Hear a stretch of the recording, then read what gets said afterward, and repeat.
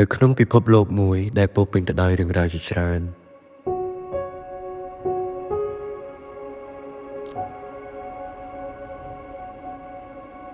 តើអ្វីទៅជាគោលដៅដែលយើងកំពុងតែសម្លឹងឃើញជាការពិតណាស់រឿងខ្លះមិនមែនចេះតែកាត់ឡើងដោយងាយៗនោះទេអ្វីៗទាំងអស់ទាមទារឲ្យយើងខិតខំប្រឹងប្រែងដើម្បីឈានទៅរកសមិទ្ធផលមួយដែលនាំយើងទៅកាន់ភាពជោគជ័យតើនេះឬជាក្តីស្រមៃដែលយើងគ្រប់គ្នាចង់បាននោះ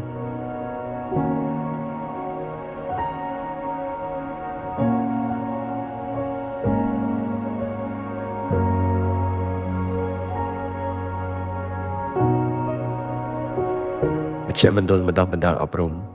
ជាកន្លែងដែលអាចផ្ដល់នូវភាពកក់ក្ដៅនិងទំនុកចិត្តភាពជាធ្លុងមួយថែទាំគាំពៀបណ្ដុះបណ្ដាលអប់រំប្រកបដោយឧត្តមភាព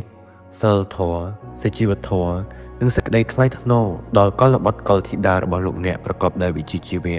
និងសុខសុវត្ថិភាពខ្ពស់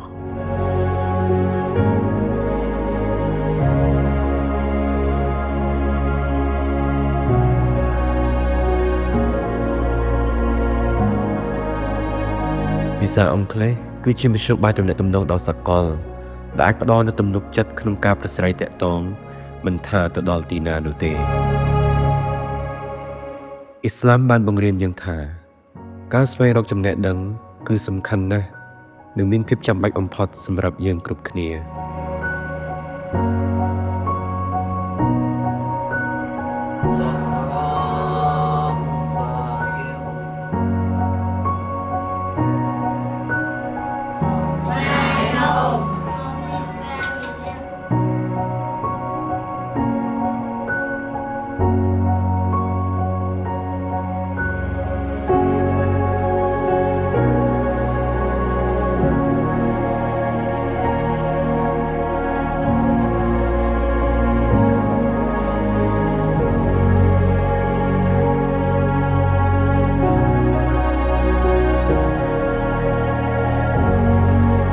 មជ្ឈមណ្ឌលបណ្ដុះបណ្ដាលអប់រំកសាងធនធានមនុស្សប្រកបដោយគុណភាព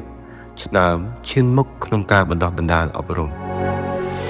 الخير